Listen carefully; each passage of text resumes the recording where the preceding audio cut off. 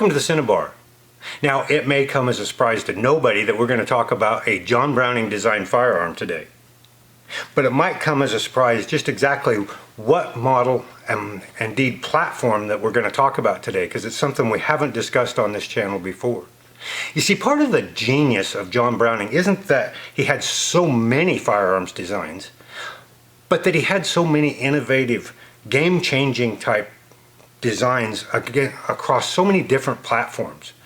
You know, of course, we've talked a lot about his single shot Winchesters and lever actions and slide action shotguns and rifles that he designed for Winchester. But then he went on to design a myriad of semi-automatic pistols, semi-automatic rifles, shotguns, and even up to the fully automatic heavy machine guns that were used so extensively through a couple of world wars.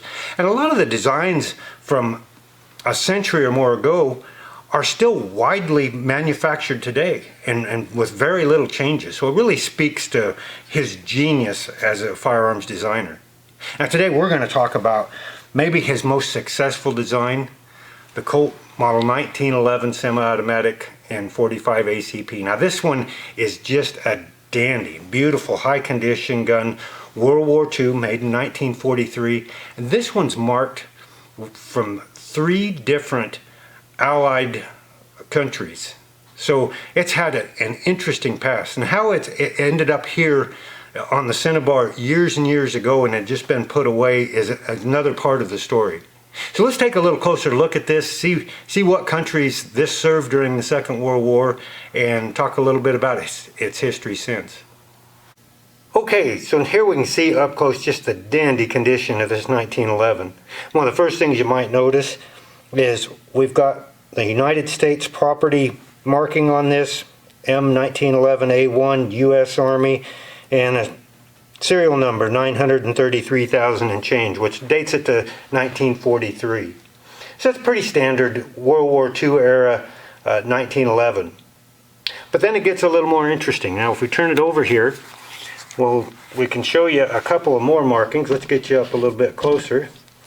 And right down here, under the magazine release, there's a C with an arrow in it.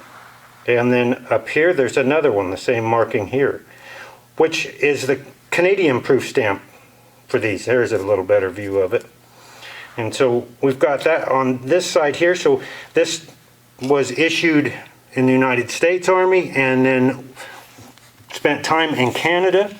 And if we turn it back over, then we start to see some other markings. Now we see right in here, it says not English made, or English make. And we've got another proof stamp here. And then we get up here and we've got some more English proof stamps up here and another not English make. So this particular 1911 saw duty in the United States and Canada and with the Brits. Now, pretty fair to assume that it was part of the Lend-Lease program in the Second World War. We can see such incredible nice condition. It doesn't look like it ever saw a whole lot of use or combat while it was serving those 3 Allied countries. But certainly must have bounced around across the Atlantic at least a couple of times. Now ironically, after serving 3 countries during the Second World War, it stayed in pristine condition. And then in the mid-1950s, an aging member of our family, while he was still in high school, a teenager, purchased this 1911 out of an ad in the back of American Rifleman magazine. Now, how times have changed, and not for the better, of course. The fact that a teenager could buy a 1911 out of a magazine in the 1950s talks about how things have changed, but also the fact that it wasn't an issue and it happened all the time back in that time frame. Now, I wasn't around in the 1950s. I can't speak to what the laws were or exactly what he had to do to get it, but I kind of think the way it sounded that he just answered an ad, sent his, I think, around $50 in, and on his doorstep a few weeks later came a 1911, and this is the old girl. Now you would think now, after it had a pretty easy life and stayed in such nice condition, it was in the hands of a teenage boy who really liked to shoot. That same teenager now is 87 years old and still kicking. You know, you'd think that this thing would have got used and abused hard, but he took it out, shot it a few times, decided he couldn't hit the broadside of a barn with it, so he put it away. Nearly, or even maybe a complete 70 years ago now, this thing has been put away, has not been fired, has not had anything done with it. It just stayed in the pristine condition that it arrived on that teenager's doorstep all those 70 years ago. So we do need to kind of give it a once over, maybe put a little oil in it in the first time in 70 years, and then we're going to go out and put it through its paces and just see if we can indeed hit the broadside of a barn. Okay, so first thing we're going to do, pop the magazine out and make sure we're cleared. And of course we've already checked that. All right, then we'll take it down here and just check everything out, make sure she's lubed up good. Now, I'm not one of those guys that's taking these apart over and over again and can do it in about 10 seconds, but we'll get there eventually. Okay, so we'll get the bushing out. And there we go. And boy, this thing just looks absolutely pristine. Let's see about this barrel.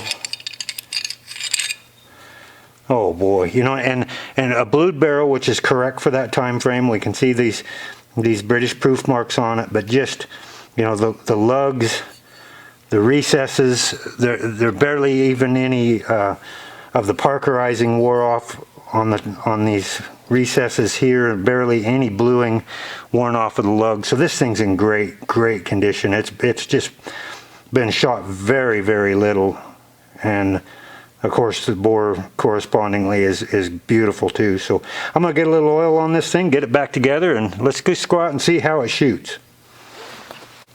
Now, I know there's some people with some real strong opinions about exactly how to oil a 1911, what to use and all that. I think for me, I don't have a real strong opinion. These are a little bit out of my wheelhouse. But I think the most important thing is that we lubricate them, that we oil them. And your exact process that you use is a little less important than the fact that you actually lubricate your firearm and keep it in good shape.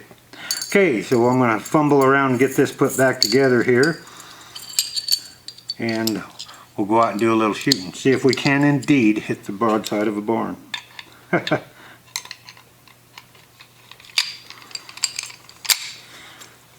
So stick around and we'll be back here shortly when we get this old girl. Let's put a little bit of oil on that.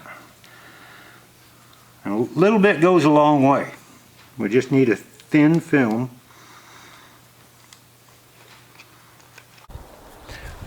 Okay, now we need to test whether this 1911 can actually hit the broadside of a barn. And fortunately for us, right out in front of the shop, we have the broadside of a barn.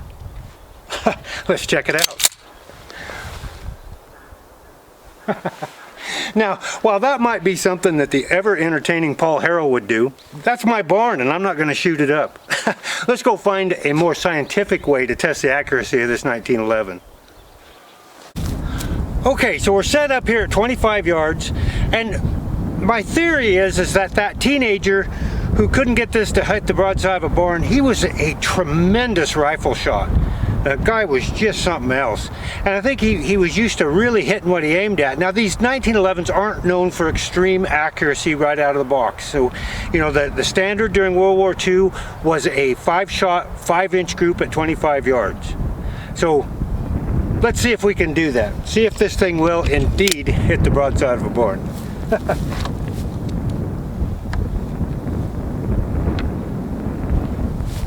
Now, I'm more of a revolver guy, so I'm a little awkward with these. Let's see how it goes.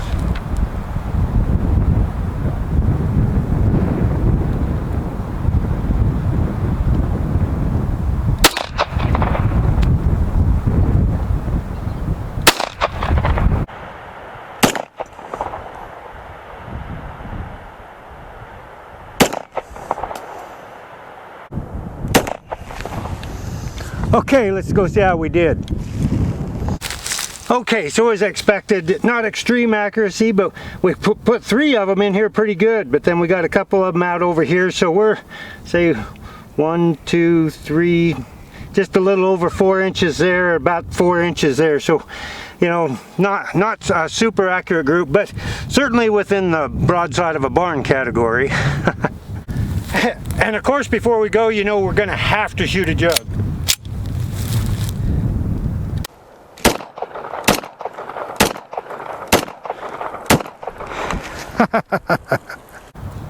Well, it may not be extremely accurate, but it sure is extremely fun to shoot. And I know what some of you might be thinking, well, if it went to Canada and England, maybe it's a 455, but it isn't, I checked. Now, either I got to get it shooting better, or I'm going to have to practice up a little bit with these semi-autos. I'm used to revolvers. Well, we're headed back in the morning to Cody. We got some great projects coming up, so keep an eye out in the future. Thanks for joining us today. Until next time, happy trails from the Cinnabar.